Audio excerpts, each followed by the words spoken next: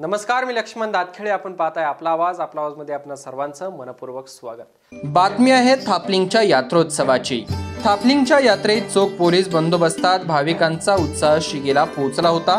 पुणे जिल्ह्यातील सर्वात मोठी थापलिंगची यात्रा सुरू झाली असून 2 दिवस चालणाऱ्या या यात्रेमध्ये अनेक भाविक दूरवरून दर्शनासाठी आले आहेत. यात्रेमध्ये अनेक शेती उपयोगी अवजारे, खाद्यपदार्थ, खेळणी यांची दुकाने लागली आहेत. मंचर पोलीस स्टेशन मार्फत 2 दिवस चालणाऱ्या यात्रेसाठी चोख बंदोबस्त ठेवण्यात आलाय.